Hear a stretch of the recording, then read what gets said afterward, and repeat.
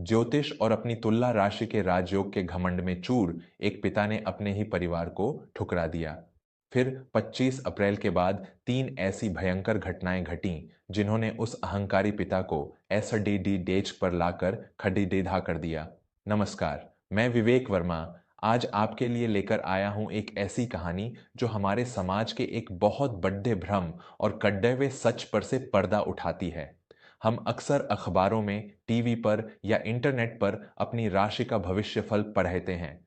आज आपकी किस्मत चमकेगी, आज धन लाभ होगा, ये बातें सुनकर हमारा मन खुश हो जाता है। लेकिन क्या सच में सिर्फ ग्रह और नक्षत्र हमारी किस्मत लिख सकते हैं? क्या बिना कर्म और बिना अपनों के साथ के कोई भी राजयोग फलित हो सकता है? आज की कहानी बनारस के रहने वाले प्रकाश चंद्र और उनके परिवार की है। एक ऐसा परिवार जो अपनी मेहनत के बल पर बहुत सुखी था, लेकिन एक भविष्यवाणी के घमंड ने कैसे इस हंसते खेलते घर को बर्बादी की आग में झोंक दिया, इस कहानी को अंत तक बहुत ध्यान से सुनिएगा। प्रकाश चंद्र शहर के एक बहुत बड़े और नामी अनाज व्यापारी थे।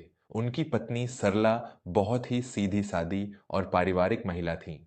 उनका बेटा मयंक और बहू आरती भी उनके साथ ही रहते थे। मयंक ने अपनी पढ़ाई पूरी करने के बाद पिता के व्यापार में ही हाथ बंटाना शुरू कर दिया था। वह बहुत ही ईमानदार, मेहनती और उसूलों वाला नौजवान था, लेकिन प्रकाश चंद्र का स्वभाव मयंक से बिल्कुल विपरीत था। प्रकाश चंद्र को ज्योतिष, राशियों और भविष्यवाणियों पर अटूट बल्कि अंधा विश्वास था। उनकी राशि तुला थी। वे हर सुबह उठकर सबसे पहले अपनी राशि का राशिफल पढ़ते और उसी के अनुसार अपने दिन के सारे फैसले लेते थे।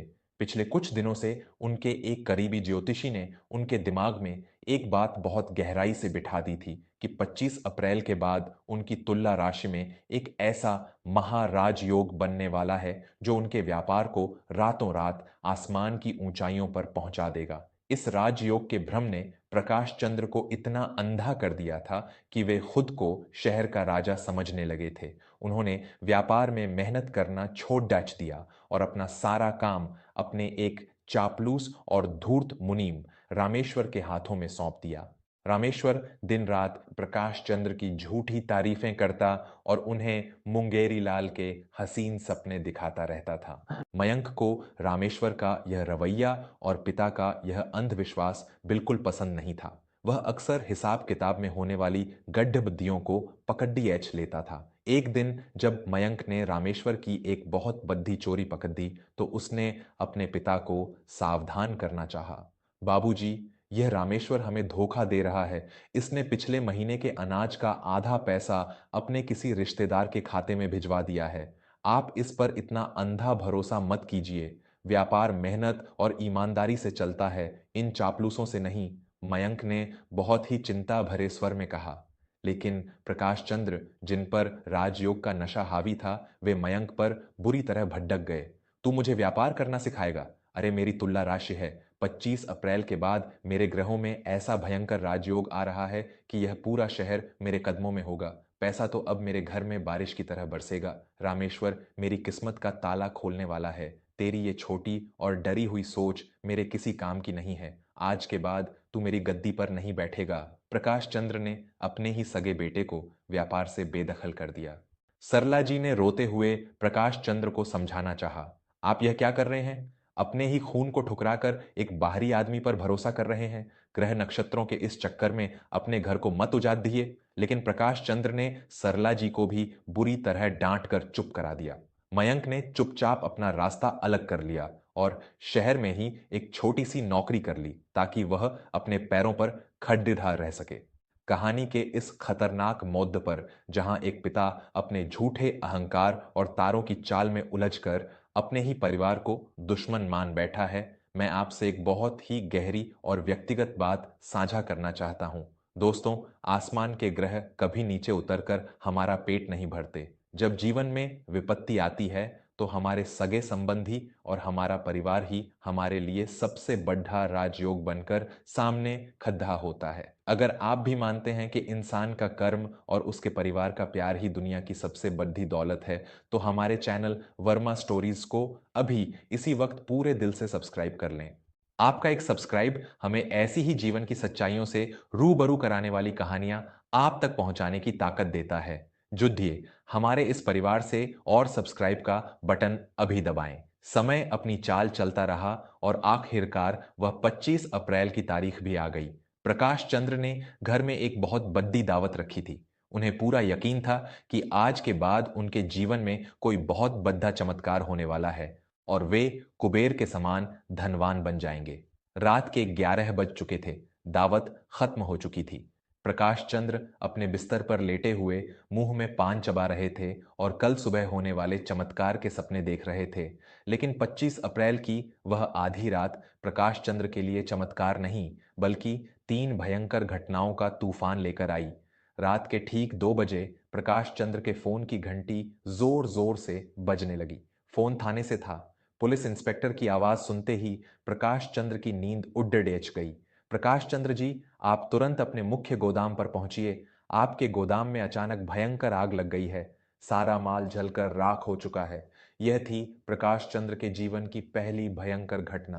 प्रकाश चंद्र पागलों की तरह भागते हुए गोदाम पहुंचे। करोड़ों रुपए का अनाज, जिसे उन्होंने 25 अप्रैल के बाद महंगे दामों पर बेचने के लिए छिपा कर रखा था, वह धू धू कर जल रहा था। प्रकाश चंद्र वहीं सड्ढाक पर बैठकर अपने बाल नोचने लगे। उन्होंने तुरंत रामेश्वर को फोन लगाया, लेकिन उसका नंबर बंद आ रहा था। सुबह हो चुकी थी। 26 अप्रैल की उस मनहूस सुबह प्रकाश चंद्र किसी तरह रोते पिटते अपने घर लौटे। सरला जी और मयंक भी इस खबर से बुरी तरह टूट चुके थे। प्रकाश चंद्र को याद आया कि उन्होंने अपने बैंक के लॉकर में एक बहुत बड़ी रकम आधे वक्त के लिए सुरक्षित रखी थी। उन्होंने अपने आंसू पोंछे और खुद को तसल्ली देते हुए बोले, कोई बात नहीं, मेरा राजयोग मुझे गिरने नहीं देगा। मेरे पास बैंक में अभी भी 50 लाख रुपए नकद पड़े हैं। मैं फिर से खड़ा हो जाऊंगा। प्रकाश चंद्र तुरंत बैंक भागे, लेकिन वहां उनके पैरों तले से जमीन ही खिसक गई। बैंक मैनेजर ने उन्हें जो बात बताई, वह उनके जीवन की दूसरी सबसे भयंकर घटना थी। बैंक मैनेजर ने कहा, प्रकाश जी, आपके खाते में तो सिर्फ 2,000 रुपए बचे हैं। परसों ही आपके मुनीम रामेश्वर ने आपके हस्ताक्षर वाले चेकों के जरिए सारी रकम निकाल ली है। उसने कहा था कि आप कोई बहुत बड़ी जमीन खरीद रहे हैं। प्रकाश चंद्र का सिर चकराने लगा। जिस रामेश्वर को वे अपनी किस्मत का ताला खोलने वाला समझते थे, वह दरअसल उनकी किस्मत का ताला तोड़कर उनके जीवन भर की कमाई लूट कर भाग चुका था। प्रकाश चंद्र लद्दखद्दाते हुए घर पहुंचे। उनका चेहरा सफेद पद्दधा चुका था और उनकी आंखों के आगे अंधेरा छा रहा था। मयंक ने आगे बढ़कर अपने पिता को संभालना चाहा। बाबूजी, क्या हुआ? आप इतने घबराए हुए क्यों हैं? मयंक ने चिंता से पूछा। प्रकाश चंद्र ने कांपते हुए होठों से कहा, मैं बर्बाद हो गया मयंक। रामेश्वर सब कुछ लूट कर भाग गया। मेरे ग्रह, मेरी तुला राशि, सबने मुझे धोखा दे दिया। मैं सडीडीचक पर आ गया हूं। यह कहते कहते प्रकाश चंद्र के सीने में एक बहुत तेज और असहनीय दर्द उठा। उन्होंने अपने सीने को कसकर पकद्धा और धड्डाम से जमीन पर गिर पद्धे। यह थी उनके राजयोग की तीसरी और सबसे भयंकर घटना, एक भीषण दिल का दौरा, हार्ट अटैक। सरला जी और आरती की चीख निकल गई।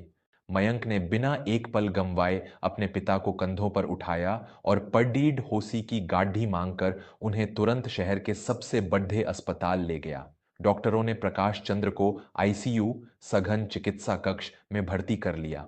कुछ देर बाद डॉक्टर बाहर आए और मयंक से बोले, आपके पिता की हालत बहुत गंभीर है। उन्हें तुरंत ऑपरेशन की जरूरत है। इसके लिए आपको कम से कम 5 लाख रुपए अभी जमा करने होंगे, वरना हम उनकी जान नहीं बचा पाएंगे। मयंक के पास अपनी छोटी सी नौकरी की कुछ ही हजारों की बचत थी। प्रकाश चंद्र के वे सारे दोस्त, वे सारे ज्योतिषी और वे सारे चापलूस जो कल रात की दावत में उनकी तुल्ला राशि के राजयोग की तारीफें करते नहीं थक रहे थे, आज उनमें से एक भी इंसान अस्पताल में नजर नहीं आ रहा था। दोस्तों, विपत्ति के समय में ही इंसान को अपने असली और नकली रिश्तों की पहचान होती है। जब किस्मत रूठ जाती है तो आसमान के तारे भी रास्ता दिखाना बंद कर देते हैं। अगर आपको प्रकाश चंद्र की इस हालत पर दुख हो रहा है और आप भी यह मानते हैं कि अहंकार का अंजाम हमेशा बुरा होता है, तो बिना एक पल की देरी किए वर्मा स्टोरीज को अभी सब्सक्राइब करें। यह चैनल सिर्फ कहानियों का नहीं, बल्कि हमारी खोई हुई संवेदनाओं और जीवन के असली मूल्यों को वापस जगाने का एक मंच है। अपना प्यार दें और सब्सक्राइब का बटन जरूर दबाएं। अस्पताल के उस ठंडे गलियारे में सरला जी भगवान की मूर्ति के सामने हाथ जोड़े खद्दी रो रही थीं। मयंक पैसों के इंतजाम के लिए फोन पर फोन घुमा रहा था, लेकिन हर दरवाजा बंद मिल रहा था। तभी बहू आरती बहुत ही तेज कदमों से चलती हुई मयंक के पास आई। उसने अपने हाथों से अपनी शादी के भारी सोने के कंगन और गले का हार उतारा और मयंक के हाथों में रख दिया। इन्हें बाजार में बेच आओ मयंक, बाबूजी की जान से बढ़कर ये गहने नहीं हैं। उन्होंने चाहे हमारे साथ कैसा भी व्यवहार किया हो, लेकिन वो हमारे पिता हैं। एक संतान का राजयोग उसके माता पिता की छांव में होता है। आरती की आंखों में आंसू थे, लेकिन उसकी आवाज में एक दृढ़ संकल्प था। मयंक ने तुरंत जाकर वो गहने बेचे और अस्पताल में 5 लाख रुपए जमा कर दिए। प्रकाश चंद्र का ऑपरेशन सफल रहा। 3 दिन बाद जब प्रकाश चंद्र को होश आया, तो उन्होंने खुद को अस्पताल के एक साफ सुथरे कमरे में पाया। उनके सिरहाने सरला जी बैठी हुई थीं। मयंक उनके पैरों की तरफ खद्दा था और आरती उनके लिए जूस बना रही थी। कमरे में कोई ज्योतिषी नहीं था, कोई चापलूस रामेश्वर नहीं था और आसमान का कोई राजयोग उनकी मदद के लिए नहीं खद्दा था। प्रकाश चंद्र ने अपने कांपते हुए हाथों से मयंक का हाथ पकड़ लिया। उनकी आंखों से पश्चाताप के आंसू नदी की तरह बहने लगे। मुझे माफ कर दे मेरे बच्चे, मुझे माफ कर दे। मैं आसमान के झूठे राजयोग के घमंड में इतना अंधा हो गया था कि मुझे अपने ही घर के असली राजयोग की कीमत समझ नहीं आई। जिन तारों पर मुझे इतना घमंड था, वो मुझे बचाने नहीं आए। मुझे बचाने तो मेरा वो बेटा और मेरी वो बहू आई, जिसे मैंने दूध की मक्खी की तरह अपने जीवन से निकाल फेंका था। प्रकाश चंद्र बच्चों की तरह फूट फूट कर रो रहे थे। सरला जी ने प्रकाश चंद्र के सिर पर हाथ फेरते हुए कहा, शांत हो जाइए, जो बीत गया उसे भूल जाइए। भगवान ने आपको दूसरा जीवन दिया है, यही हमारे लिए सबसे बड़ा राजयोग है। पैसा तो मयंक अपनी मेहनत से फिर कमा लेगा। मयंक ने अपने पिता के आंसू पोंछे और बहुत ही प्यार से कहा, बाबूजी, कर्मों का फल राशियों से बढ़ा होता है। अगर हमारे कर्म अच्छे हैं और परिवार में एकता है, तो दुनिया की कोई भी बुरी घटना हमारा कुछ नहीं बिगाड़ डाल सकती। हम फिर से सब कुछ खद्दा कर लेंगे। आप बस जल्दी से ठीक होकर घर चलिए। उस दिन प्रकाश चंद्र ने जीवन का सबसे बधा और कड़वा सच सीख लिया था। कोई भी ग्रह, कोई भी नक्षत्र इंसान को तब तक सफलता नहीं दिला सकता जब तक उसकी नीयत साफ न हो और उसके परिवार का प्यार उसके साथ न हो। कुछ महीनों बाद मयंक ने अपनी सूझबूझ और मेहनत से व्यापार को फिर से खद्दा करना शुरू कर दिया। प्रकाश चंद्र ने अब राशिफल पढ़ना बिल्कुल छोड़ दिया था। वे अब अपना पूरा समय अपने परिवार के साथ बिताते थे। रामेश्वर भी कुछ दिनों बाद पुलिस की गिरफ्त में आ गया और उससे कुछ पैसे भी वसूल हो गए। लेकिन प्रकाश चंद्र को अब उस पैसे की कोई परवाह नहीं थी, क्योंकि उन्हें अपना असली खजाना, अपना परिवार मिल चुका था। तो मेरे प्यारे दोस्तों, क्या आप भी अपने दिन की शुरुआत राशिफल देखकर करते हैं? क्या आप भी अपनी सफलता या असफलता का दोष आसमान के तारों को देते हैं? याद रखिए, ईश्वर ने हमारे हाथ में लकीरें इसलिए दी हैं ताकि हम अपनी मेहनत से अपना भाग्य खुद लिख सकें। आपके जीवन का असली राजयोग आपकी कुंडली के किसी पन्ने पर नहीं, बल्कि आपके परिवार के दिलों में लिखा होता है। जब परिवार एक साथ खड़दी रहा हो, तो जीवन की कोई भी भयंकर घटना आपका बाल भी बांका नहीं कर सकती। मैं आपका अपना दोस्त विवेक वर्मा आज आपसे बस यही गुजारिश करूंगा कि कभी भी किसी भविष्यवक्ता या किसी चापलूस की बातों में आकर अपनों का दिल मत दुखाइएगा। अगर आपको आज की इस कहानी से जीवन की कोई नई और सच्ची राह मिली हो और आप चाहते हैं कि अच्छाई और मेहनत का यह संदेश घर घर तक पहुंचे, तो वर्मा स्टोरीज को अभी इसी वक्त सब्सक्राइब करें। आपका एक छोटा सा प्रयास, आपका एक सब्सक्राइब हमें यह विश्वास दिलाता है कि सच्चाई और पारिवारिक संस्कारों का साथ देने वाले आज भी इस दुनिया में मौजूद हैं। इस वीडियो को लाइक करें और अपने परिवार के हर सदस्य, अपने सभी दोस्तों के साथ इसे ज़रूर साझा करें। क्या पता आपकी शेयर की गई इस एक कहानी से किसी का टूटता हुआ परिवार फिर से एक हो जाए। कल फिर मिलूंगा आपसे एक नई कहानी और एक नए एहसास के साथ। तब तक अपना और अपने अपनों का बहुत बहुत ख्याल रखें। धन्यवाद।